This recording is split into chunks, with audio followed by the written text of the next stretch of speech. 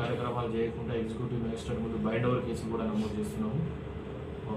మీకు స్టాటిస్టిక్స్ కూడా ఇస్తాను. నేను వందల సంఖ్యలో బైండ్ ఓవర్ కేసులు కూడా నమోదు చేస్తున్నాము.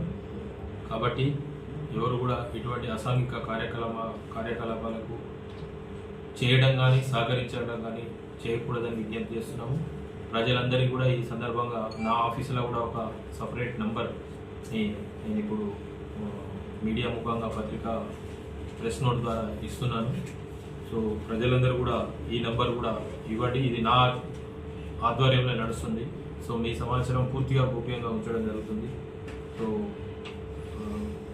ఈ నెంబర్ మా దగ్గరనే ఉంటుంది కాబట్టి నా ఆధ్వర్యంలో పనిచేస్తుంది కాబట్టి మీకు ఎటువంటి శేషబీజాలు భయ ఆందోళనలు అక్కర్లేదు. ఈ సమాచారం ఎక్కడ లీక్ అవుతుందో అని. సో దయచేసి ఈ నెంబర్కు మీరు ఇవ్వవలసిందిగా నేను విజ్ఞప్తి చేస్తున్నాను. అదే కాకుండా సూర్యాపేట ఎస్పీ గారి ఆధ్వర్యంలో ఉండే కంట్రోల్ రూమ్ నెంబర్ కూడా ఇప్పుడు మీకు ప్రెస్ నోట్లో ఇవ్వడం జరుగుతుంది.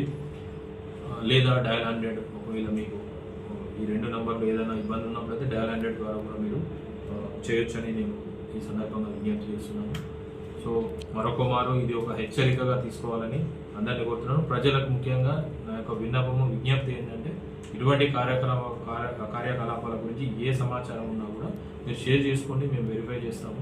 తప్పకుండా మీరు ఇచ్చేటప్పుడు కొద్దిగా పేకాట ఆడుతున్న వాళ్ళని కూడా పట్టుకొని కేసులు నమోదు చేయడం జరిగింది. ఇంకా ఎవరైనా మమ్మల్ని చూడట్లేదు అనే భావనతోని ఏదైనా చేస్తున్నట్లయితే ఇట్లాంటి పేకాటకు నిర్వహించడం కానీ పేకాట ఆడడం కానీ చేస్తే మాత్రం చాలా కఠినాధికారిన చర్యలు గేమింగ్ యాక్ట్ ప్రకారం తీసుకోవడం జరుగుతుంది. అదేవిధంగా పశువుల అక్రమ రవాణా కూడా చాలా వరకు తగ్గింది. ఇంకా కొన్ని రహస్య మార్గాల ద్వారా ఇంటర్నల్ రూట్ల ద్వారా లేకపోతే హైవే కాకుండా హైవేని తప్పించి వేరే చెక్ పోస్ట్ రూట్ కాకుండా వేరే రూట్లో వచ్చడానికి ప్రయత్నం చేస్తున్నారు. వాటి మీద కూడా ఉప్పు పాదం పెడతాము. ఎవరిని ఇందులో ఎంత పెద్దవాళ్ళు ఉన్నా ఇటువంటి కార్యక్రమాల్లో సహించేది లేదు. మీ అందరికీ తెలుసు గత 2 సంవత్సరాలుగా ముఖ్యంగా ఏం జరుగుతుంది గమనిస్తూనే ఉన్నారు. గతంలో ఏం జరిగేది, ఇప్పుడు ఏం జరిగింది అనేది. సో ఇది ఇంకింత ఉధృత స్థాయిలో దీన్ని తీసుకుపోయేందుకు మా శాఖ తరఫు నుంచి కూడా మా క్షేత్రస్థాయి సిబ్బందిని అధికారులను కూడా సమాయత్తం చేయడం జరిగింది. జిల్లా ఎస్పీ గారు కూడా ఈ విషయంలో చాలా ఖచ్చితత్వంతో వ్యవహరిస్తున్నారు. సో అదే సందేశాన్ని ఈ ప్రెస్ మీట్ ద్వారా అందరికీ మరొకసారి ఇవ్వదలుచుకున్నాను.